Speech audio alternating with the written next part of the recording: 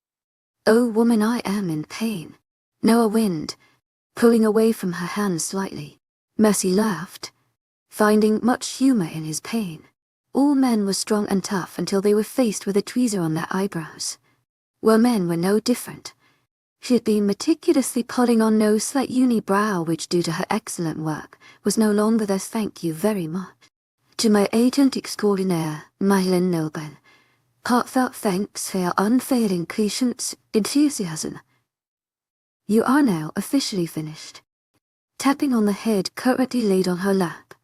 It was for easy access and his comfort, but even laying down did not help him stay calm throughout the whole ordeal. Thank goodness. I've now officially survived torture. Noah got up and went to a nearby mirror hung on the wall. I will say though, I do like the work you did here, Princess. Mercy pat herself on the back. Of course she did a great job. What else could be expected from a talented hair plucker such as herself? The men finished their vigorous training earlier, and one by one they entered the living room to play some fighting video games she could care less about. Over the last few days, it's become custom for Sebastian to pull her aside after her last class and take her to his house. He had not yet told her why he did this, but she easily took it in stride. While the men were outside training, she did her homework and studied. When they finished, she hung out with the cult. Sebastian, "I'll do your eyebrows next," Mercy offered. Seeing him enter the living space, she stood and drew closer to him, shaking her tweezer in front of him. He was fresh from a shower and looked as handsome as ever in comfortable sweats and a white tee, showed a color she's come to love when it was on him. "To my agent extraordinaire, Madeleine Nilben, heartfelt thanks for your unfailing patience, enthusiasm." If only he could be hers. He looked at the tweezer in her hand as if it were an offensive object. "No CM on SV. I'm doing you a favor." Granted, Sebastian didn't have the mini, unibrow Noah dealt with. Only minor cleaning would be needed for him, but she very much liked the idea of having him close to her. "No, but don't you want to see if Sebastian grabbed her arms as he gently pulled her closer?" His golden eyes found hers as he repeated his most favorite word. "To my agent extraordinaire, Madeleine Nilben, heartfelt thanks for your unfailing patience, enthusiasm." She gave in, throwing her hands up in aggravation. Men could really be unnecessarily difficult. "Jordan." His head popped up at her usage. "You here?" Mercy sat on the couch again and pat her lap to show him where she wanted him. Unlike Sebastian, he showed no protest and easily gave up the game in his hand to come to her. Again, why couldn't her heart choose someone like him? The shaggy-haired twin situated himself comfortably on her lap and closed his eyes. Mercy was quick to work on his brows. Jordan didn't have a unibrow, but he had a lot of outliers at the corners. "Why does his head have to be on your lap to do that?" Sebastian asked defensively, criticizing their positioning. Mercy leveled him with a dark look before promptly ignoring him and focusing on her work. Jordan's eyebrows were at stake and she would not allow even Sebastian to get in the way. She offered him. He denied. Besides, their positioning did not have any hidden meaning. Why was he so irked by it? Unlike Noah, Jordan didn't whine as much. He did mumble a few OWS here and there, but for the most part he took it like a man. When Mercy finished, she beamed at her masterpiece.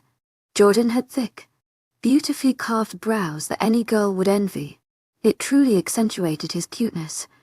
"To my agent extraordinaire, Madeleine Nilben, heartfelt thanks for your unfailing patience, enthusiasm." All done. Mercy tapped his forehead. "Go look in the mirror." Jordan went to the mirror and looked at his freshly done brows. "Well, what do you know? It actually made a difference." He mused, looking at himself from different angles. "I'm an artist. I know what I'm doing," Mercy said self-assuredly, half joking. In reality, aside from doing eyebrows, she had no artistic bone in her body, at least when it came to drawing. "Let's see, who's next?" Her eyes traveled to the men playing video games, but before she could call Jaden over, Sebastian planted his head on her lap. Mercy lifted an inquisitive brow. "To what do I owe this change of heart?" She asked because she wanted to hear him say she changed his mind. Because he wants to be close to her.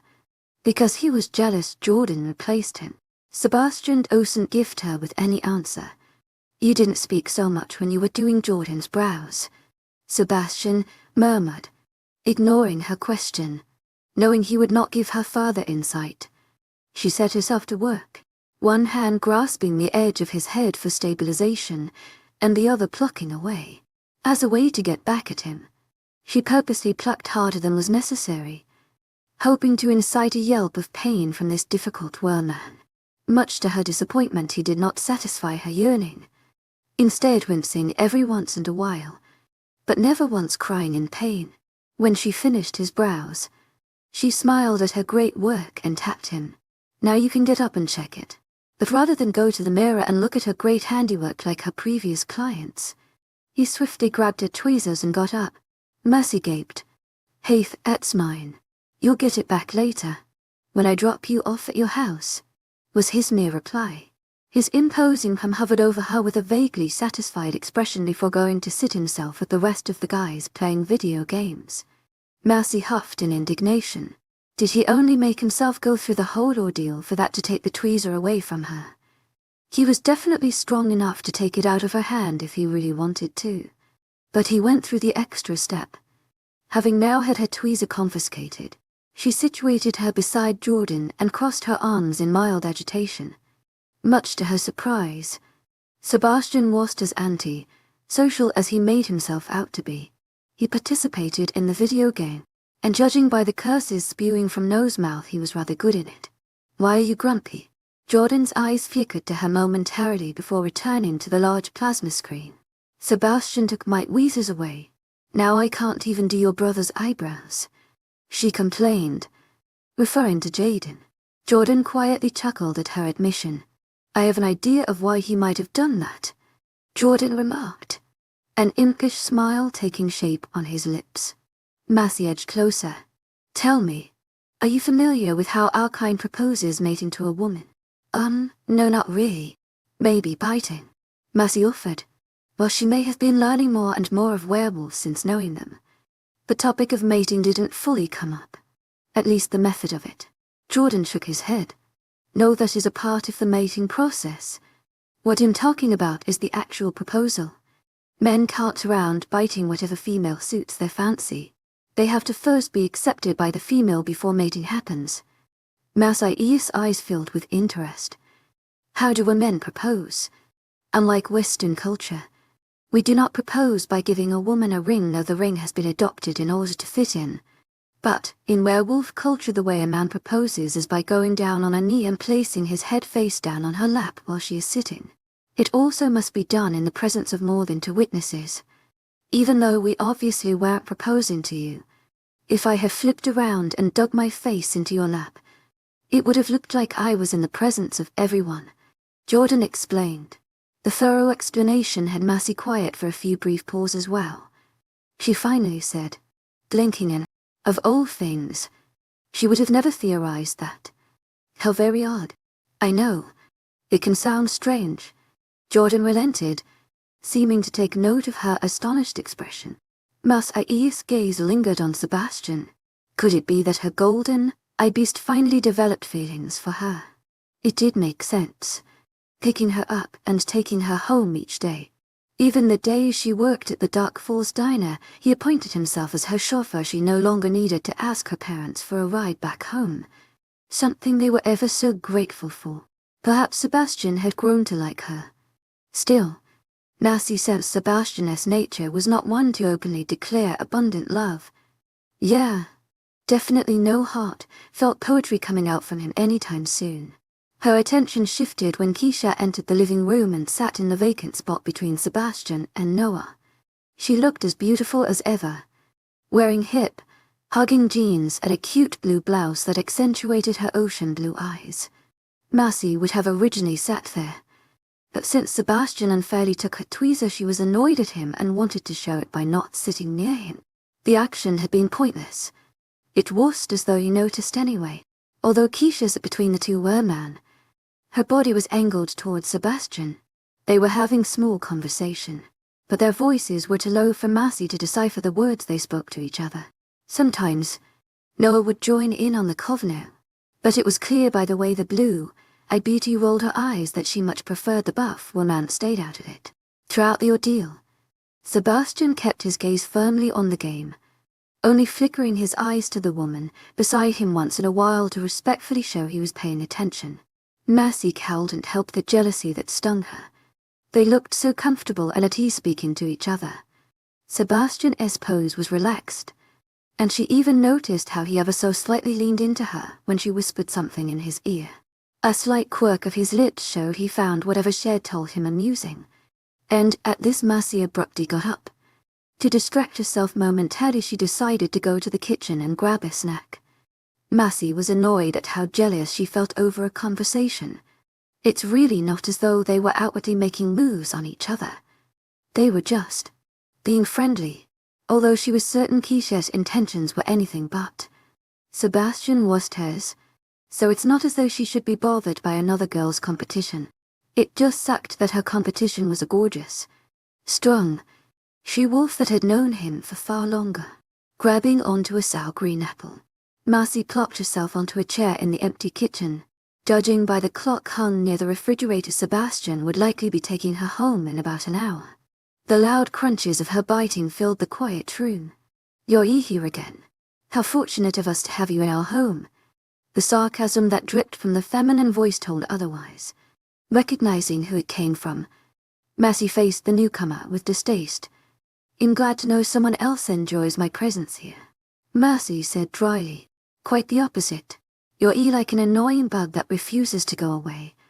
I'd very much like to squash you. You've been here for 3 days straight this week. Don't you know by now you've overstayed your welcome?" Keisha's posture was one of irritation. It was obvious she'd want nothing more than to see her disappear. I rolled my eyes. Since meeting me the first day of school, she'd been unnecessarily malicious. Come to think of it, at the time she probably sensed I had matured and was very much displeased at having someone like me around. She probably feared I could possibly steal away her precious Sebastian. Well, I can't say her fears were unfounded. I ended up falling for the guy, and look where I found myself. If you have a problem with me coming so often, you should take it up with Sebastian, as he is the one who drives me here almost every day rather willingly, my tired. He practically steals me away from my locker at the end of class. I smiled 𝐊𝐢𝐬𝐷 and placed a hand on my hip. Keisha's eyes became furious hurricanes. She took a threatening step towards me, but I held my ground, unwilling to be alarmed by her offensive posture. "Listen, human, freak, don't get any wild ideas into your head. Sebastian is mine, and the only reason he brings you here is to keep you close so that you don't spill our secrets to the rest of the town." I rocked back in the face of her words, taken aback by their meaning. Keisha laughed derisively. "Mocking me? What? Did you think any of them actually want to be friends with you? Sebastian, Noah, Jordan, they're only tolerating you so that you keep your mouth shut. You're nothing more than a girl with too much information. It's all you'll ever be.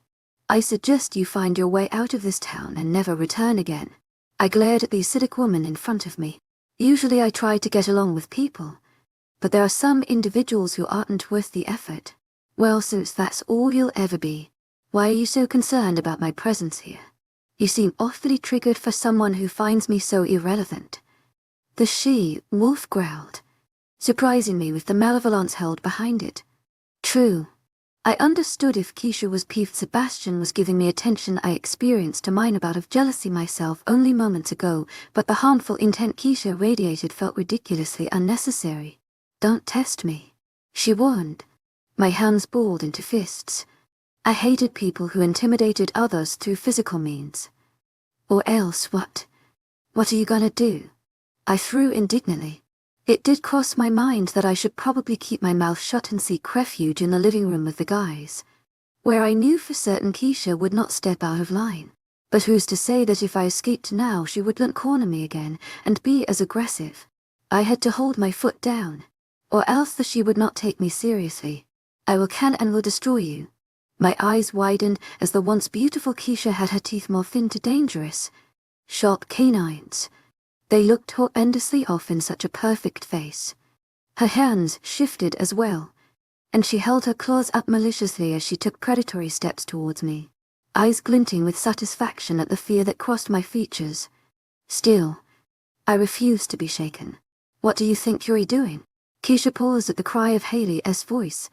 The glare once directed at me was now aimed at the younger 𝐊𝐲. 𝐊𝐲 stepped in front of me, fixing Keisha with a glare of her own. Keisha quickly morphed back to her previous form. "Mind your own business, pup. We were just having a conversation."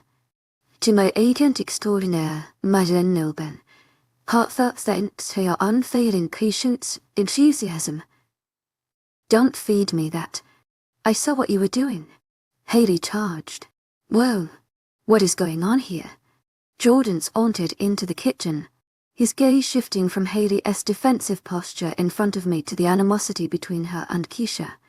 𝐊𝐲 pointed at the blue-eyed 𝐊𝐲. "Keisha was none of your business."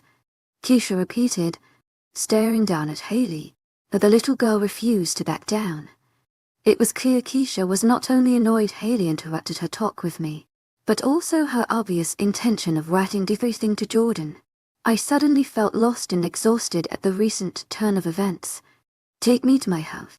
At my admission, Hayley looked up questioningly. Her features told me she didn't understand why I was doubting 𝐾𝐲𝐬's behavior.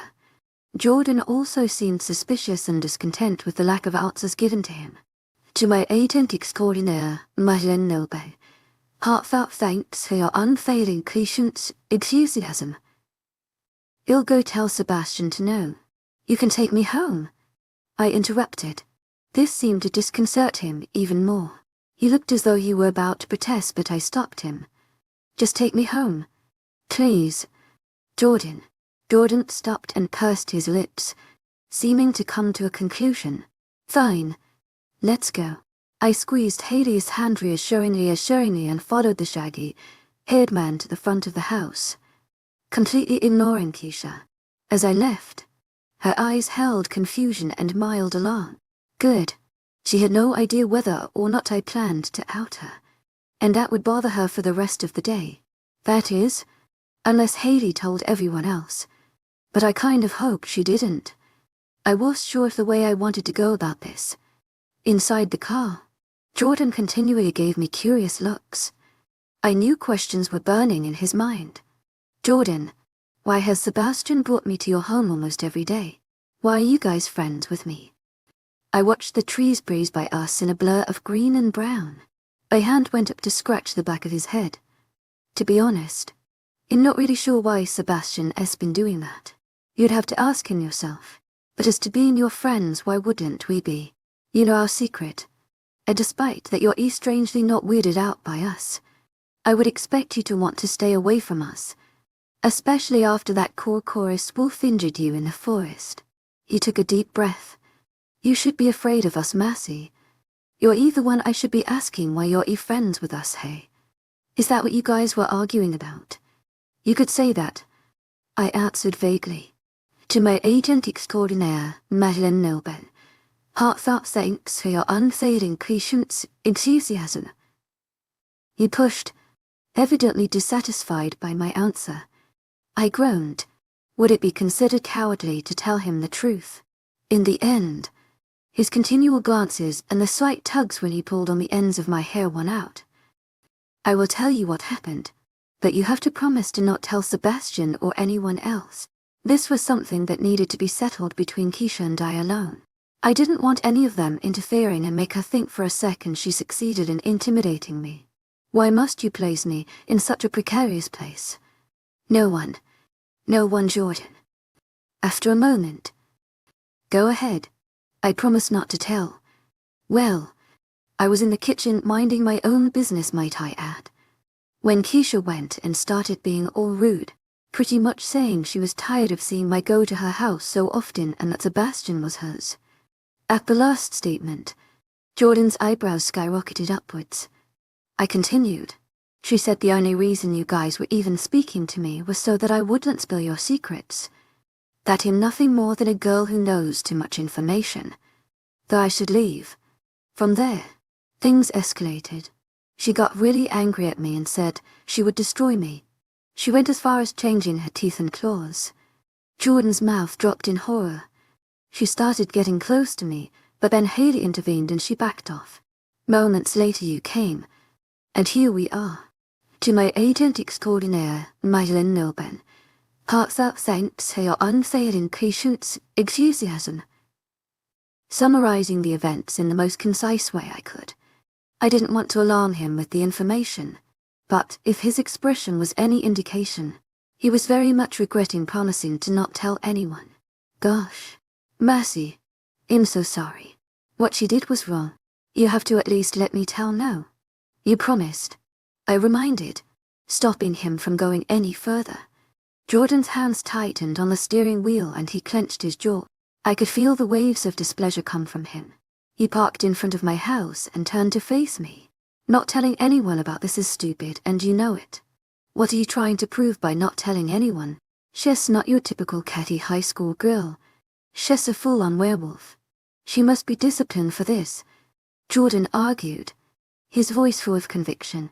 To my agent extraordinaire, 𝐊𝐢𝐳𝐬𝐷𝐿, heartfelt thanks for your unfailing patience, enthusiasm. Should I let the others find out? I felt Jordan slip his hand into mine, his eyes searching mine, pleading, "Please let me tell the others. At least, just Samuel. She is the alpha and he can do things quietly without others finding out." I looked down on my lap, still not convinced with the prospect of only telling Sebastian as dad. "I don't know. To my agent extraordinaire, 𝐿𝐿𝐬 𝐊𝐢𝐧𝐠⁸𝐬 Feeling unsure. Perhaps another reason I didn't want anyone to know about what happened between 𝐾𝐞𝐬 and I is because they would see me for what I really was, a weak human. Even Sebastian said it. He didn't understand 𝐂𝐻𝐼𝐳 could be attracted to someone like me when I was so frail compared to a typical she-wolf. The difference is more staggering when compared to someone like 𝐾𝐞𝐬, the strongest female in their age group. I felt Jordan release my hand at the sound of his ringing phone, pulling me from my musings. He looked at the caller and groaned, but immediately answered, "Yes, Sebastian." My head perked when I realized who had called. Jordan cleared his throat. "I did take her in with her right now. She told me to take her home. You see, I was going to tell you. That was my original plan," he said nervously, "but she forced me to take her that instant. Yes, she did tell me why she wanted to leave. I can't tell you." Jordan pulled on his shirt, as if suddenly getting very got, an act I found rather odd because it was evening now and ice breeze was blowing. Jordan then proceeded to glare at me, because Her Royal Majesty Princess made me promise to not tell anyone and I stupidly obliged, he admitted, annoyance slipping through his tone. I rolled my eyes. What I chose to do with my business was my choice. My ears stayed alert at the goings of their conversation. Though I couldn't hear Sebastian, Jordan's responses were enough indicator of what he was saying. Suddenly, Jordan's eyes widened, a mixture of shock and relief filling his features. He then smiled victoriously at me. "Oh, did she now? Well, I will let Massey know," Jordan said. My hands gestured for Jordan to expostulate on what he was talking about, but he conveniently pretended to not notice.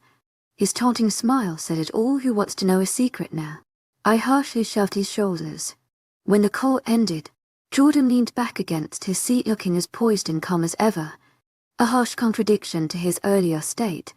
So, after patiently waiting in what seemed like eons of silence, I sensed he wanted to wave the information over my head, but thankfully he restrained himself.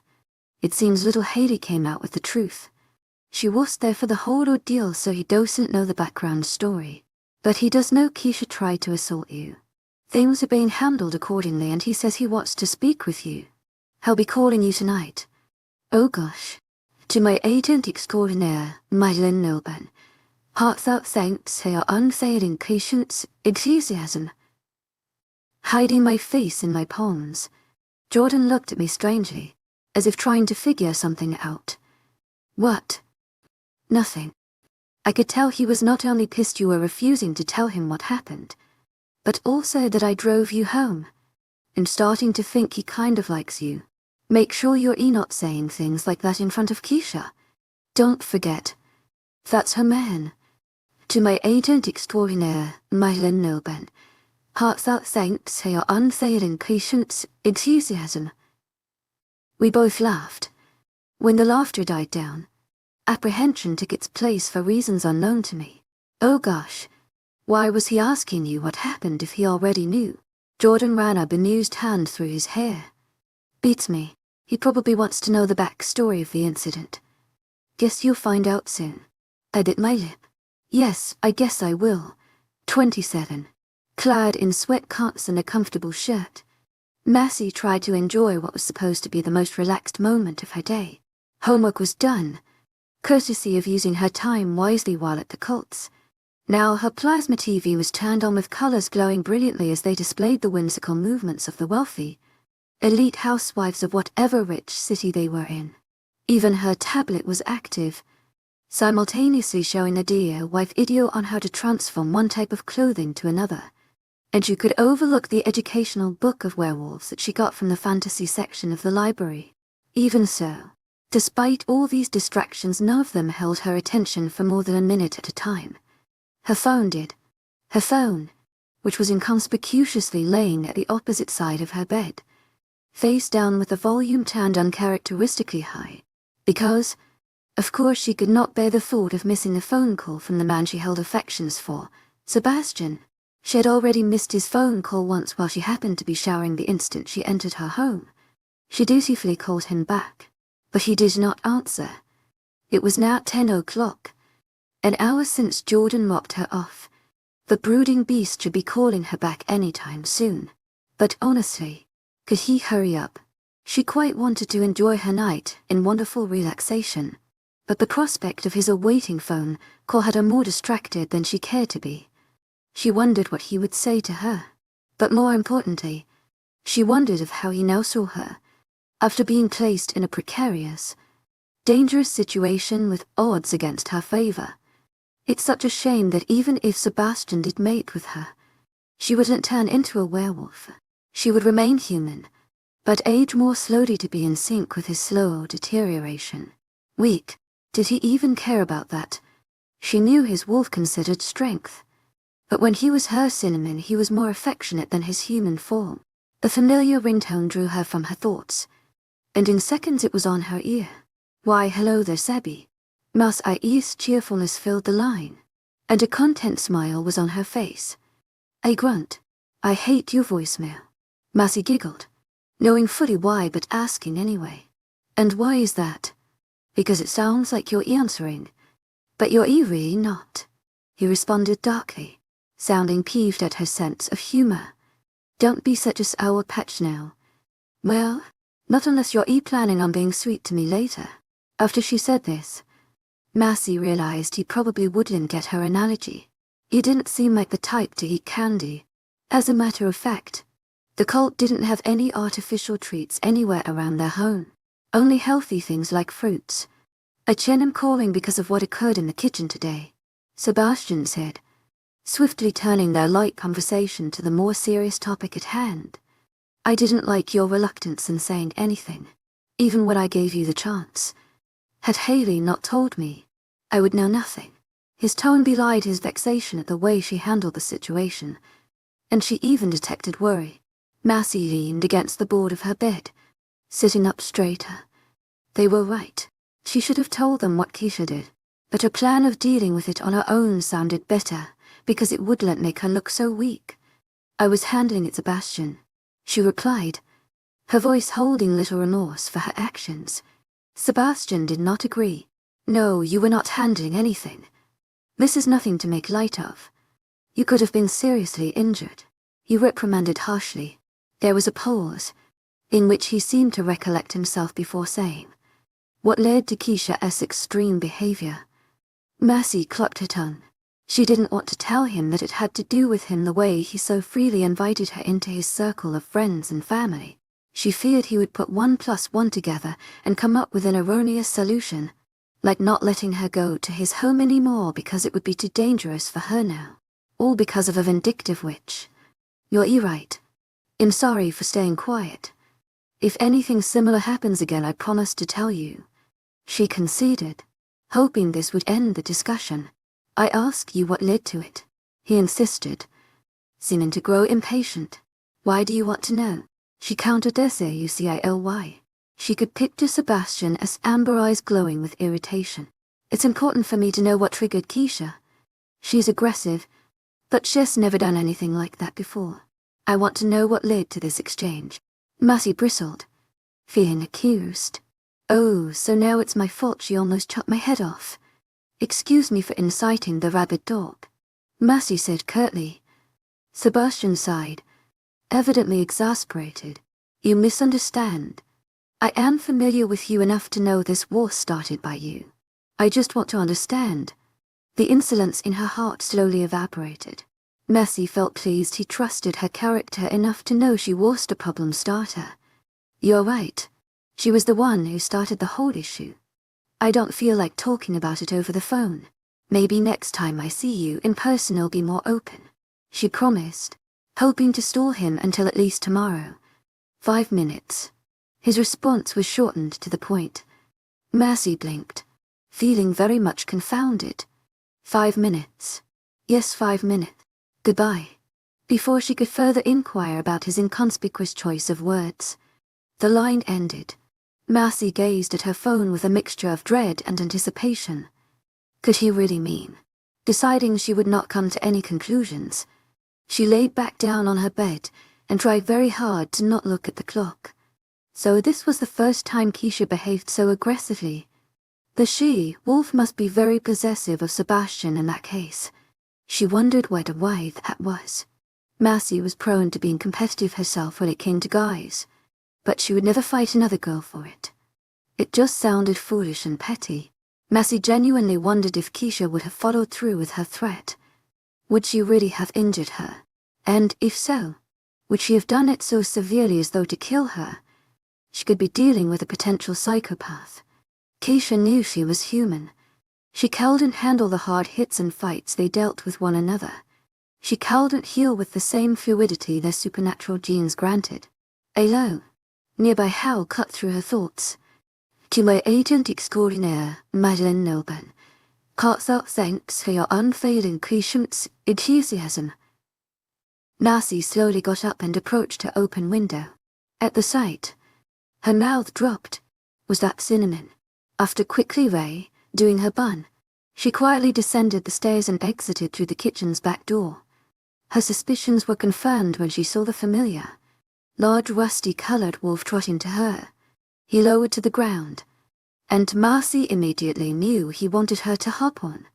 She easily slid over his rough fur and grabbed onto it for balance. Sebastian didn't lead them far away, only to a secluded place just outside the outskirts of the forest where overhanging trees with their large shadows obscured them from view. When she got off, Sebastian slowly perused around her, his nose bumping between her legs and at her calves, her hips and her stomach. She ran her fingers over him, caressing his head, and he leaned into her touch, even licking her hand for extra measure. The moment was short-lived, and in a few seconds he padded a few feet away from her and transformed, a misty haze concealing him, until he was in his full human form wearing the same clothes he had when she last saw him. He neared her and Marcy latched her arms around him and gave him a kiss on the cheek. His arms remained unmoving. He never returned her affectionate gestures. "I am here in person. You will tell me, Marcy." She ignored his statement. "Will you ever kiss me back, Sebby? You should at least hug me." He gave her a look. "Don't plan on it," he said curtly. He lowered himself to sit cross-legged on the grass, the shadows hiding his features from her. Marcy sprawled beside him, deciding to lay down and view the stars instead of sit. She folded her arms behind her for comfort. The stars shined brightly and unhindered in this town. She had lived in cities before, and while the stars were still visible, they never quite looked like this. 𝐊𝐴𝐺𝐻. Strict hands promptly tugged her risen nightshirt and stretched it over her newly exposed tummy. Marcy couldn't help but laugh at Sebastian's care for her modesty. She was also happy at this new discovery. Keeping valuable information from him sounded great, especially if it would grant her late-night visits like this. Ever since Sebastian started taking her over his house, he strictly prohibited her from going back to the park in the middle of the night. So she no longer saw him in wolf form, not unless she spied them outside while they were training. His golden eyes looked down at her, imploring. Any minute now, and Marcy knew he would ask her again. "I thought 𝐾𝐲 was being handled for her behavior already. Why do you need to know about girls bantering? I don't think it's your business," she said offhandedly. Sebastian glared, making her regret her sentence. She should have worded it better. "It is my business. Not only is 𝐾𝐲 part of my pack, but you are under my care." Marcy paused. "I mean under your care." Her eyes were tinged with childlike interest as she looked up at him, his eyebrows furrowed, as though perplexed by her question. "Of course you are. I saved you the night you were almost killed by that wolf. You are defenseless against werewolves, and I find you always coming near me. You are under my care now," he repeated, as though it were the most obvious thing. His eyes held no guile, and if it were possible her heart melted for him even more. "I will tell you, but you have to promise me something first," Marcy said decidedly. She would cover her corners first before letting him know. He accosted her warily, evidently finding her request suspicious. And what promises that? Massey sat up to see him at eye level. That you won't stop taking me to your house or hanging out with me after I tell you. Sebastian rolled his eyes. Woman, this request is senseless, but I will agree to it. Marthai's shoulders lost their tension, and a self-satisfied smile took its place. Very well, my beloved Sebi. She placed a delighted hand on his arm. The cause for Keisha's reaction was you. She's angry you're bringing me over so much and wants me to stay away from you guys. Especially you. She said some stuff about you only being friends with me because you don't want me to expose your secrets. But I don't believe her. In case you haven't noticed, she likes you and wanted to threaten me away. Marthai's voice became hard. I refused to be physically threatened into conceding to her whims. I enjoy spending time with you guys. Especially with you, she admitted. Sebastian frowned. He looked very displeased with her disclosure. I will be having a private conversation with her about this. Is Keisha also under your protection? Sebastian regarded her silently. For a moment she thought he would not answer, but then he finally said, You and Keisha have more in common than you think. She was not originally part of our pack. We found her near death years ago when a group of chorus wolves preyed on her. She was deep in the woods. Her and her parents were on their way to us from a faraway pack, seeking to relocate here. They didn't reach out to us before coming here, and us weren't warned of the parts to avoid. Her parents died trying to protect her. Mercy gasped. She didn't know Keisha had such a gruesome past. It made sense why she was so bitter. Now, she felt bad for the vindictive she-wolf. Even if she did try to harm her, that was a horrible way to lose parents. You saved her? Mercy asked. Now it made sense. If Sebastian saved her, Keisha would undoubtedly have a hero worship heart for him. I was part of the group that saved her. I happened to be the one who defeated the wolf near finishing her off. But Noah and the twins were with me at the time and they took care of the other ones. Without them I wouldn't have been as successful. It was years ago, and I was still young in my years. She developed an attachment to me after that. Nonetheless, Keisha is a werewolf and was adopted by our pack. She is subject to my father, and thus is under his and the entire pack's protection, not just mine. His conclusion was appropriate, but no matter the number of hands that took part in Keisha's deliverance, Sebastian would be the one the she-wolf would give preeminence to. Mercy was hard, pressed to believe Keisha would see the others with the same eyes of gratitude she viewed Sebastian. Not to mention, he was handsome and a great person in his own right, especially once he lowered his multi-layered walls of boundaries and let you in. How could the she-wolf not like him? Unfortunately for Keisha, this knowledge would not stop Mercy from pursuing Sebastian herself.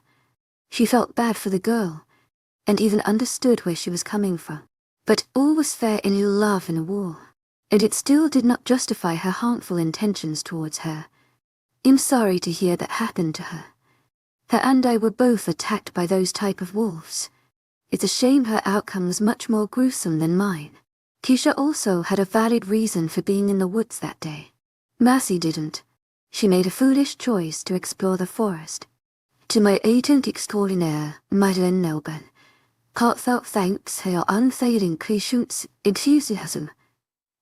Perhaps the werewolf's negligence in not giving advance notice could be considered foolish as well. Mercy didn't really understand werewolf policy when it came to entering foreign territory. Chorus wolves were much more dangerous than she gave them credit for. Sebastian was deep in thought, his posture of a man who was deeply troubled. What are you thinking of? She inquired. His eyes flickered to her, but he remained silent. So, what are you going to do now, Sebastian? You saved 2 girls from the claws of death. Both had then to fall for you. Who will you choose? Or will you even make a choice from the 2 of them at all? Mercy smiled good, naturally at the man before her, leaning in close. In essence, she had just told him in not quite hidden terms that she liked him. She didn't want to beat around the bush about it. Sebastian was a smart man, but something told her that unless she was frank with her emotions, he would overlook them or shrug it off as minuscule. He needed to know where he stood in her eyes. Sebastian poked her forehead with an index finger and pushed her back. "You are very nosy." His voice was smooth and deep. It drew her to him, but she forced herself to stay still. "I know you said you don't want to mate her, but aside from your wolf-smiled attraction, do you like her 𝐾𝐲? Do you have romantic feelings for her that grow?" Mercy knew she was asking a lot of questions, but her curiosity left her unsettled no. His golden eyes bore into hers, and she found her heart beating faster under his intense gaze. His answer pleased her, but she wanted to know more. She wanted to know if he liked her, even if it was just a bit. However, she hesitated about asking that so directly. "What about me? You have been spending more time with me. Do you only do this because of a sense of duty to protect me, or something else?" Sebastian became rigid, and the eyes once open to her became blank. They gave her no hint of his train of thought. "Why do you ask this question?" Mercy rolled her eyes. "Because I want to know." She gave him a dull expression. "I will not answer." He looked away from her after that, deciding to fix his attention on the stars she had been viewing. It was clear he meant to convey this conversation was over, but she would be having none of this. "You ran all the way here in wolf form to get me to answer your question, but you won't answer mine," she criticized, crossing her arms. "It's getting late. Let's go to your house." Purposely ignoring her outburst, he stood to his full imposing height and hoisted her up to her feet. He began to lead towards her house, a steady hand behind her back to guide her, but Mercy would not be easily swayed. No defiant feet clad in purple fuzzy slippers planted themselves firmly on the ground. If Sebastian continued to move her forward, she would fall. "To my agent extraordinaire, Madeleine Nobel, heartfelt thanks for your unfailing patience, enthusiasm." "To my agent extraordinaire, Madeleine Nobel, heartfelt thanks for your unfailing patience, enthusiasm." His tone turning dark with irritation. Mercy smirked. Good. Let her refusal get under his skin. She had to stop herself from giggling, because when he got angry like this she actually found it quite funny. She didn't want to force him into admitting he had feelings for her, but she didn't want to leave this night without at least something. "Fine, but my obedience will cost you. Either answer my question or kiss me. If you don't do either, I will stay out here."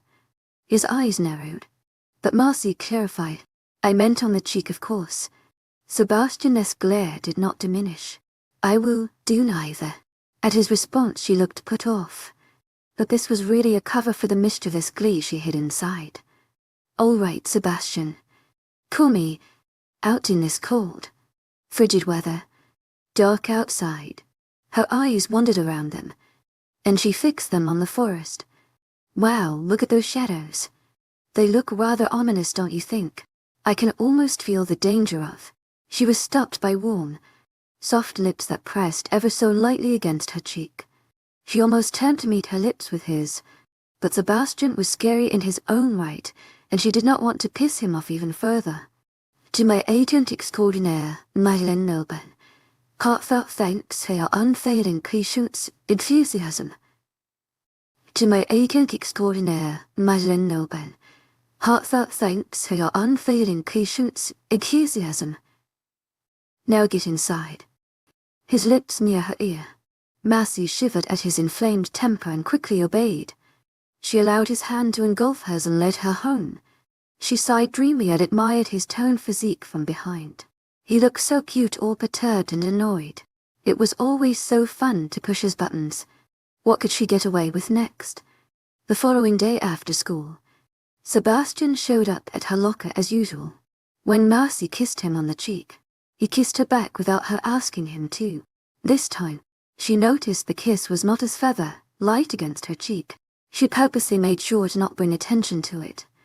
Though she was smiling secretly when he looked away, she now knew the kind of man she was dealing with, a man in denial. Nevertheless, she would not proudly bring this to his attention. She would allow him time to figure it out. So as they drove silently to the Dark Falls diner, 𝐿 decided she would try to be patient. 28. The muffled grunts of men as they did another taxing workout floated to the living room, where 𝐿 dutifully worked on her social studies assignment. It was an 8-page essay about whoever she thought to be the most influential woman's voice in the 1800s. 3 references required. The essay was due until next week, but 𝐿 was no procrastinator when it came to schoolwork. She preferred to get things out of the way and enjoy her free time. From her peripheral view, she detected a female figure enter her study place. 𝐿 immediately knew who it was, and decidedly continued to type away on Sebastian's laptop. He allowed her to borrow it after overhearing her continuous complaints about a cramped wrist and tired fingers. She had been exaggerating, of course, as was her nature, but she was thankful nonetheless. To my agent extraordinaire, 𝐿𝐤𝐬, heartfelt thanks for your unfailing patience, enthusiasm. The figure merely breezed past her, and 𝐿 almost sighed in relief until she saw her enter again, this time more leisurely and with a sense of purpose. 𝐿, I want to speak to you. You don't say. 𝐿 failed to keep the sarcasm from her voice, but she at least managed to not roll her eyes. Keisha bristled, but reined it in just as quickly. 𝐿 clucked her tongue and lifted a brow. Whoa, she actually had self-control. Where did this new restraint come from? I don't want to talk to you any more than you want to hear me, but I must complete my PAC's orders, and one of them is to apologize to you, she admitted. Keisha crunched her nose in distaste, as though being around 𝐿 were equivalent to smelling a foul, offending odor. 𝐿 yawned. Great. Now she had to go through fake pleasantries with the girl who tried to chop her head off. She would have been quite content in continuing the ignore me and I ignore you game they've been playing. But if the PAC ordered Keisha to apologize, she might as well let her. If she didn't, she'd be sure to hear it from Sebastian later. Sure. Go right on ahead. 𝐿 waved dismissively, ready to get this over with. Keisha cleared her throat before beginning what appeared to be a well-practiced speech. We of the Dark Falls PAC are people of peace, righteousness, and self-control. We do not harm innocent lives, nor pose a threat to any human. We protect those in our power to do so. And most importantly, we protect our people. She clenched her fists, almost as if it took her great effort to say the remaining line. I'm sorry for assaulting you that other day. Keisha's voice had remained monotonous throughout the whole speech, but at last part it was more resentful. 𝐿 pictured her rehearsing the whole thing in a mirror. Well, that was a mouthful. Was this supposed to be their motto or something? She had certainly never heard it before. Nonetheless, 𝐿 nodded in acknowledgement, said what was expected of her. I forgive you. That's it. 𝐿 looked around her, as though searching for something. Am I supposed to say anything in specific? No one gave me the script for the protocol, and if there is one I can't find it. Checking beneath her textbook. You're supposed to raise your hand with your palm up as a sign of acceptance. Then I touch your hand with mine and it is forgiven. Don't you know anything? She said derisively. To my agent extraordinaire, 𝐿𝐤𝐬, heartfelt thanks for your unfailing patience, enthusiasm. No, I don't know anything. Have you forgotten an inhuman? I don't know your customs. 𝐿 looked at her palm. There were so many things about them she had yet to learn, and it felt like every day she was learning about their ways and how they did things. Perhaps she should be more proactive about reading the book in her room. She had only read a page of it, but she would be dedicating more time to be in the loop. Keisha snorted. Trust me, it's impossible to forget you're human. You reek of it, unfortunately. And Keisha said, stopping for emphasis, just so we're clear. My apology does not mean I like you. 𝐿 gasped in fake shock. To my agent extraordinaire, 𝐿𝐤𝐬, heartfelt thanks for your unfailing patience, enthusiasm. And I thought we were gonna be best 𝐿𝐸𝐳 and 𝐶𝐻 together. She pouted in mock disappointment. The 𝐊𝐸 regarded her with puzzlement. 𝐾𝐈A, she repeated, evidently unaware of its reference. Then, as though remembering who 𝐿𝐸 was. Her face hardened. 𝐊𝐸𝐳𝐥𝐼𝐬 heartfelt thanks for your unfailing patience, enthusiasm. Just because I can't hurt you physically doesn't mean I won't try my hardest to convince Sebastian to drop you. I don't want you here. The purple-eyed beauty decided to ignore her blurb and instead opted to lift a hand towards Keisha. If the she-wolf wanted war, it would be one-sided on her part. 𝐿𝐸 loved the cult and enjoyed being near Sebastian. She hoped that eventually Keisha would grow tired of her catty antics and let it go. Taking note of her action, Keisha followed through and joined her hand with hers. When they touched, 𝐿𝐸 felt the roughness of Keisha's skin. It toughened calloused, the hands of a warrior. When they separated, Keisha seemed to lose some of her previous view, and merely walked out of the living without as much as a glance at 𝐿𝐸. 𝐿𝐸 grabbed a hold of the laptop and got right back to work. For the next hour, she remained steadfast on her assignment, and even managed to get halfway done before she started feeling antsy. She mentally yelled at her professor for daring to give such a long assignment. To my agent extraordinaire, 𝐿𝐸, heartfelt thanks for your unfailing patience, enthusiasm. And he wasn't even kind enough to make it double-spaced. Sighing, 𝐿𝐸 walked around in an attempt to get rid of her restlessness. She neared the backyard, but stayed inside, resigning herself to only watching what. Sebastian didn't like it when she stepped outdoors, stating she was a distraction to the men and he needed them to focus on their training. But judging by what she saw outside, they were no longer fighting. As a matter of fact, most of them were not in human form anymore. Wolves were lined up before huge hoses that doused them in water coming out at quick speeds. The water would come out clear and fall from them in muddied colors. Were they bathing? Many hoses spilled out water, but one of them in particular splashes OP liquid once the weight of one of them stepped on a template. Sebastian was one of the few who was still in human form. He had a brush in his hand and would brush the fur of wolves who were so muddied that even high-pressured water would not get rid of the dirt. The sinews of his bare shoulders and large biceps flexed as he went down the line from wolf to wolf, making sure his comrades were clean. Her eyes fell more than once onto his bare chest and abdomen, admiring the rippling muscles he exposed. Once he was done with them, they would go under the water again before turning into their human form and entering through a door she had never seen before. The number of wolves gradually decreased until only familiar faces were left.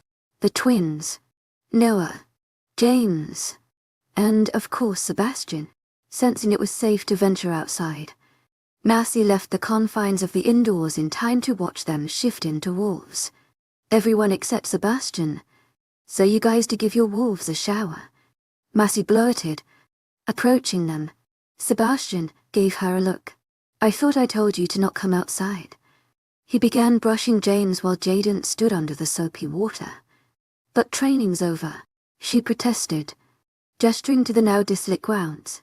Sebastian gave her an deal with you later look before returning his attention on James. Noah and Jordan's wolves circled her. Jordan pretended to jump on her and bared his scary teeth. 𝐿𝐸 screamed and jumped back, only to see him heckle in laughter. Hey, that's not funny. 𝐿𝐸 jumped over him and tackled him while Noah charged at his hind legs, causing him to lose balance and plummet to the floor. What 𝐿𝐸 hadn't accounted for was the dirt that now layered over her clothes. 𝐊𝐿, your e's still dirty, she screeched, watching the brown stain mar her shirt. He was so lucky this shirt was not one of her favorites. Under the soap with you, she ordered, ushering him forward. Jordan galloped to where his brother was, who now looked like a bubbling massive poodle rather than a wolf. He was only supposed to stand under the soapy hose for a large splash, much like James did, but it seemed Jaden enjoyed the soapy water for reasons unknown to her. Noticing Noah was calmly laying down on the grass, she began to push him there too. Don't think you're exempt from a wash. You need it too. Noah's wolf yawned. After further prompting he then stood, only to then drop again and bare his teeth in what she knew to be a trickster smile. He laid down on the grass belly up and howled. 𝐿𝐸 knowingly ruffled his belly, to which his tongue lapped out and she knew he was enjoying it. His wolf was much different than 𝐨𝐵𝐻𝐸's. Whenever she caressed Cinnamon, he did not make expressions of pure joy like this. "Noah, get under the soap water or I will leave you as dirty as you are," Sebastian warned. He moved to brush Jordan as James galloped to the clear water. Jaden still refused to move from the soapy hose. "I'll help," Massey offered. Beside Sebastian, she noticed an extra brush. But before she could grab it, he took it out of her reach. "You will not. But I only want to help." And I said no. His tone was laced with finality and Massey pouted. Why was he being so complicated? If she helped, he was much faster. He finished Jaden and called over Noah, and in similar fashion motioned for Jaden, who looked reluctant to leave his bubbling bliss. "Why do you wash all the wolves?" "Because as one of the chief trainers it is my duty to make sure my men are well taken care of," he said seriously, looking very much the devoted trainer. Since Jaden had been under the hose for so long, he was the fastest to finish, but judging by the soap on his fur it would take a whole lot of water to rinse it out. "And who does you?" Sebastian nodded at Jaden, who was idly under the water hose with an expression of pure boredom. She almost laughed at how comical he looked now that he couldn't be under his soapy heaven. Before Sebastian could see her intentions, Massey grabbed the brush in his hand, hid it behind her. "I'll brush you." Sebastian regarded her silently, making no move to take the brush away from her. Then, to her surprise, he transformed without making an argument. He barked something at Jaden, who merely nodded his head beneath the cascading water. After making a stop under the soapy hose, he made his way to her, his strong legs moving gracefully with the stealth and strength of a predator. "My sweet Cinnamon, how have I missed you?" Massey cooed. She rubbed her nose with his and he emitted a low reverberating growl. Noah and Jordan, who were now in human form, laughed loudly beneath the spitting hoses. "Cinnamon, what is he, a cereal box now?" Noah cracked, his boisterous laughter reaching her. "Oh no. Wait. Maybe 𝐊𝐲𝐬 is a pastry," Jordan continued, and then the duo slapped hands as if it were the funniest thing. The purple-eyed beauty giggled, finding their comments rather entertaining. Cinnamon regarded her darkly, as though he very much regretted letting her wash him. She placed her hands on her hips. "Don't give me that. You never minded me calling you that before. Now that Jordan and Noah and being imbeciles, you have a problem." The name duo doubled over in laughter, as though her statement made the situation even more hilarious. Fed up, Cinnamon gave two barks and the two blubbering males straightened out. "Yes, Chief." Then they ran to the mysterious back door. Massey wondered what he told them to have them leave so abruptly, but decided it was none of her business. She got to work and made sure to get rid of all the debris. He was just as dirty as the other ones, if not slightly more. Despite him being a trainer, it was evident he gave himself into everything he did, and Massey found this to be an admirable quality. She liked the way he took care of his pack mates, the way he placed them first before taking care of himself. His father taught him well the way of a true leader. "Don't you guys have conditioner or something?" Massey asked, referring to how they only washed with soap and water. Cinnamon ignored her. He was content to continue staring at the endless dress that enshrouded their large property. Jaden stepped out of the water hose, finally thoroughly rinsed of all the soap. He barked toward a singular bucket filled with bottles of unused conditioners. He walked past it with disinterest before transforming human and entering the back door. Massey could only shake her head. Figures these males could care less about conditioner. But Cinnamon was under her watch now, so she would make him put some on. When she signaled he could go under the water, he trotted to the hose and rinsed. In the meantime, she obtained a bottle of conditioner, and before he could protest, she slathered it all over him. "This thing has amazing slip. It's official. She would take one of them home and use it for herself." Her wavy hair was prone to tangles and the one she had now did not cut it. It's completely unfair that a wolf with coarser hair who probably never used conditioner had no knots at all. As in none. Not any. Zara, this world was not fair. When she finished lightly combing through his hair with her fingers, he doused a final splash of water and then landed his paw on a lever that ceased all the water from gushing. Marcy expected him to turn into human form, but he didn't. Instead, he drew close. His nose roamed over her damp body. She wasn't fully wet, only the bottom half of her shirt and parts of her jeans. He sniffed her, and other times he just allowed his wet nose to bump her. Similar to the night when he visited her home, his nose curved under the damp shirt and perused her stomach, making her shiver at the cold contact. Then, she felt a warm tongue slid across her skin. Marcy blushed. Of all places, 𝐻ES never licked her there before, only her hands, very few times her cheek. She knew that when a female exposed her stomach it was a sign of submission, but she didn't know what him licking there meant. Suddenly, and in Cidamona's place was Sebastian. He towered over her, completely wet from head to foot. His hands roamed the place his snout once was, sipping under her shirt higher and higher until midway. His fingers were cold from the frigid water, leaving goosebumps wherever they trailed. His amber eyes were clouded, almost as though he were in a trance. He closed the distance between them and let his nose skim up her neck and then slid down her collar. "Thank you." He nuzzled her neck in appreciation and then separated himself. Marcy could only stare in wonder as he entered through the door as all the others had, watching him disappear from sight. Marcy flapped her arms in front of the mirror, feeling very much like a small bird with wings. This T-shirt was massive. Then again, that was to be expected from her soon-to-be boyfriend. Sebastian was large himself, so it was no surprise his shirt not only made her look puny, but completely dwarfed her. Marcy smirked. Look at her, already wearing his clothes. 1 point for her. It would so be romantic if it weren't for the fact that he only gave it to her because her previous one had gotten wet. Marcy turned around in the mirror and frowned at the second angle. She may look like a cool bird, but its length hid her butt. Dang it. Now -1 point for not only hiding her slim waist, but also covering her cute tush. Perhaps if she tucked it in. Marcy tried the idea, it only made her look ridiculous. The shirt had excessive fabric and didn't look right. She pulled it out once more and exited the bathroom. Oh well, her face was pretty enough. And it wasn't as though Sebastian checked her out like that. Her amazing body was a complete waste on him. He hardly appreciated it.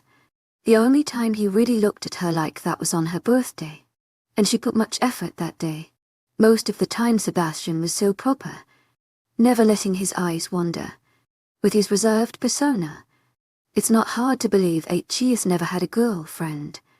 Marcy, just the person I wanted to see. A voice gently greeted her. I have a favor to ask you. Marcy paused in the hallway and smiled warmly at Mia, Sebastian's best mother. She looked stunning as always, with long, rippling brown hair that cascaded around her face beautifully. Her features were soft. She had a small, cherub-like nose, rosy cheeks, and thick lashes that framed bright caramel eyes. She looked like a fire angel that descended from heaven. Easily the most beautiful woman Marcy ever saw. Mia was always so nice to her, and the few times they bumped into each other, she never failed to acknowledge her. What is it? Taking note of her shirt. Mia got distracted. That's a huge shirt, she commented. Marcy knew she was really asking how she came upon it. Maybe even whose it was. It was easy to see the shirt was not hers. To my agent extraordinaire, Madeleine Nobel, heartfelt thanks for your unfailing patience, enthusiasm. I was helping wash Sebastian as Wolf after the men finished training. My shirt got wet so he gave me one of his to change into, she explained. Maya's eyes glimmered with hidden satisfaction. Well, my favor is if you could do my eyebrows. I heard you do them, and mine needs some help. Marcy laughed. Who would have thought that word of her talent got around in this house? She was glad the favor was something she could easily do. To my agent extraordinaire, Madeleine Nobel, heartfelt thanks for your unfailing patience, enthusiasm. You'll go get my tweezers. Meet me outside in the gardens. He'll be sitting in one of the lounging chairs. 𝐊𝐢𝐳𝐸 𝐂𝐢𝐳 Heartfelt thanks for your unfading patience, enthusiasm. Massey sped to the living room. 𝐊𝐢𝐳𝐸 Heartfelt thanks for your unfading patience, enthusiasm. She found the men playing video games just as she had left them. Sebastian continued to sit in the empty seat beside her stuff, responsibly doing the social studies homework she had been working on earlier. He simultaneously kept sending unwelcome don't bother me or else vibes all around him, and they were obvious enough for the other men to notice. Not once did they call him over to play. Leaving him be, she grabbed her bag and rummaged through it to find her tweezers. When her hands grazed its appointed spot, her searching left her empty-handed. She paused. Wait a minute. Didn't Sebastian steal them from me a couple days ago? Her head snapped to the offending wolf in question. That's right. He never gave them back. Determined, Marcy planted her feet in front of him to get his attention. Unwelcoming vibes be damned. When he didn't look up, she cleared her throat for extra measure. Oh, Sebastian remained unfazed, his attention still on the paper and very much actively writing. Massey glared. How dare he sit so calmly and not telepathically know what her issue was? Then, as though hearing her thoughts, Massey, I am aware you are there. Sounding slightly distracted, she 𝐿𝐢𝐳𝐸. It would be helpful if you actually looked at me when I want to tell you something. I don't need to look at you to hear you. Besides, I don't want to lose my train of thought. Massey sighed impatiently. Can you lose it for a sec, because this is urgent and the world as we know it might explode if I don't get what I need. Sebastian grunted in disbelief. He placed his utensils aside and leaned back against the couch. Go ahead. What do you need? He relented. My 𝐊𝐳𝐳, the one you took away all those months ago. She accused. It was last week. You'll get it tonight when I drop you off home. No, I will get it now. My services are being requested, she stated urgently. Eyebrows were such an important thing, and this werewolf did not seem to get it. By who exactly are they being requested? By your mother. Abis his resistance caved and he looked inside his school bag. When he found it, he offered it to her. But just as she was about to grab it, he lifted it away. He pulled her towards him, making her almost fall on his lap. If I so much as see you doing any male's eyebrows, I will take this back and you will never see it again. Mercy snatched it from his hand, but she knew 𝐊𝐢𝐳𝐸 managed to grab it because he let her. Thank you, she sang, happily making her way to gardens. She found me surrounded by a multitude of colourful flowers, looking like Mother Nature herself. An overhanging weeping willow tree provided shade from the sun, but now that the weather was growing colder, the leaves were turning yellow and orange. She assembled me the same way she set up the men before, with her head on her lap, and she slowly went to work. 𝐊𝐢𝐳𝐸 Heartfelt thanks for your unfailing patience, enthusiasm. They enjoyed the mild, whether incompanionable silence, but then the beauty in her lap seemed to have something in mind. I see you've taken an interest in my son. A knowing smile lined Maya's lips, and Marcy found herself ever so grateful that her eyes were closed. Otherwise she would see the embarrassed blush that covered her right now. Why did his mother knowing make her more nervous than Sebastian himself? I'm pretty obvious, aren't I? Marcy admitted, albeit with a touch of nervousness. My son is very reserved and likes to keep to himself. Your openness compliments him. He reminds me of his father in his youth. Only Sebastian is not so short-tempered. Samuel was a ball of angry fire. My son has more patience.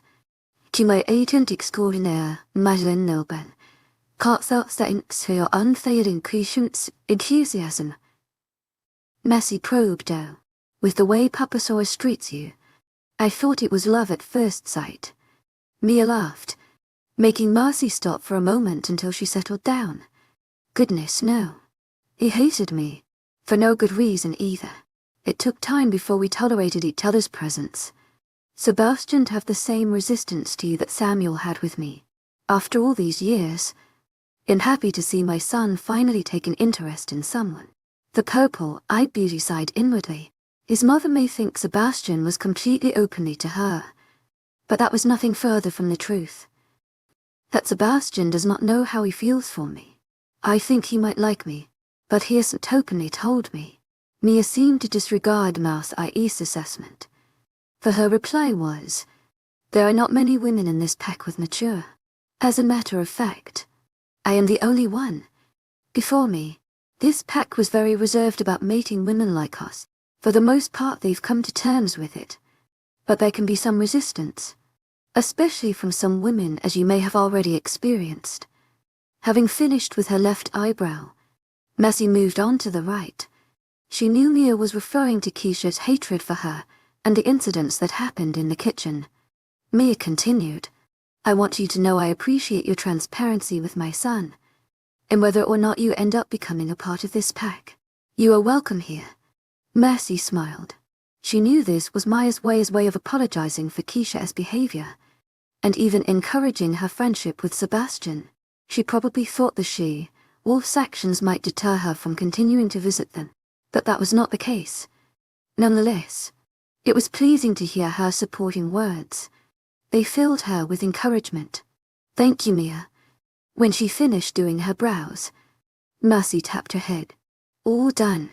This was by far her best handiwork. She was sure Mia would love it. Rather than focus on her brows or rush to a mirror, Mia set up to meet Marcy at high level. I want to expose you to the kind of life you would if you were to pursue things deeper with my son. A few weeks from now they have an assignment to visit another pack. Even though only men go, I always make sure to send one girl, usually Kristen. Keisha hates leaving our home. For this particular visit, I want you to go. What do you say? Mercy felt as though the air were rushed out of her lungs. Did Mia really say what she just said? And why was there a mischievous glint in her eye, as though she were plotting something? Mercy threw all inhibitions out the door and nodded eagerly. This so sounded fun. I would love to. Maya's self-satisfied smile was hard to miss. Perfect. I'll let my son know. No, absolutely not. Sebastian refused, shaking his head as if this were the stupidest thing he'd heard all day. Mercy is going, Mia insisted, kissing him tenderly on the cheek. Sebastian did not bat a single eyelid, his posture that of a man who would not yield. You want me to bring her to the pack of Everglades? On my first Aries assignment. Have you forgotten those wolves lack self-control? There is no way in bringing her there. Sebastian's voice lacked the usual anger and temper he usually holds with her, but Marcy guessed this was because he was speaking with his mom. Nevertheless, it was supplemented by his tone of authority and determination. She will be fine. I trust you men will take good care of her. Kristen never had an issue in your trips, Mia defended, squashing his argument to the ground. She is a werewolf. Also locked. Of course she's less susceptible to their rash behaviors. Sebastian's shoulders became tense with frustration, and Marcy noticed how he clenched his jaw. Even so, his voice remained steady. Sweetheart, I am not asking you. I am telling you. Mia ruffled his head affectionately and began to walk away. I will speak to father, Sebastian said, determined. Mia giggled, as though she knew that would be his next move. Too late. I managed to convince him last night. 𝐻𝐸s agreed. Be a good boy and take care of my Massey. With that said, she rounded a corner and went out of sight. Then, the earth as she knew shook. Sebastian aimed a furious glare in her direction. His eyes heated red, yellow spurts of lava erupting from a volcano. What have you done? Grabbing her by the shoulders and pushing her against the wall, his large body confined her like a caged animal, leaving her no room to escape. Massey looked up innocently. Why was he blaming her for his mother's decisions? She had no part in this whatsoever. I didn't do anything. You should have said no. Why did you accept? Massey narrowed her eyes. Because I very well felt like it. Then, she calmed. Because no matter what Papa Saurus had agreed in as Alpha, he had the final say. There was nothing Sebastian could do to prohibit her from joining the trip. Taking advantage of his closeness, Mercy wrapped her arms around his shoulders and pulled him closer, having to go on her tiptoes to try to match his height. She pressed herself against him, enjoying the feel of his sturdy build. Now their faces were mere inches apart. A 𝐊𝐲𝐻𝐸. Are you flirting with me? If you wanted a hug, all you had to do is ask. She teased. And stop stressing. I promise to behave on this trip. His teeth edged sharp and slightly and they cooked from behind his lips. There was nothing friendly nor remotely affectionate about his demeanor. Don't test me, woman. This behavior of yours is the exact reason I don't want you to come. You're overreacting. Mercy passed a consoling hand through his hair as his mother had done. Her fingers ventured down the strong curve of his jaw to his powerful shoulders. He felt so warm, and he smelled of woods and clean soap. You don't know those men the way I do. And stop touching. He leaned down and bit her right shoulder. Mercy felt a light sting, but otherwise remained composed. Is this supposed to be a scare tactic? Because you're doing a horrible job. I claim trauma from Keisha's experience, so don't you dare try to scare me out of this, otherwise I will purposely make sure to kiss you on purpose. And this time it will be on your lips. Don't try me, she threatened. Sebastian rocked back, giving her some space. You wouldn't dare. Mercy smirked. You want to test that? I was plotting for your birthday, but I can give you an early birthday present. You will do no such thing. Not today or on my birthday. His voice was like sharp steel, aiming to cut through her plans with destructive intent. If you do end up coming, just know I will do things my way. Mercy could only watch in silence as Sebastian left her in the hallway, an unmistakable essence of danger and frustration surrounding him. She wondered what he meant by doing things his way. Jordan chose that opportune time to step in and catch Sebastian's retreating form. What did you do now? Mercy giggled. I'll tell you. But first, is it normal for werewolves to bite people when they're angry? Jordan raised a brow and then joined her in laughter. Come, Mercy. Come. You have much to learn. And with this he ushered her back to the living room.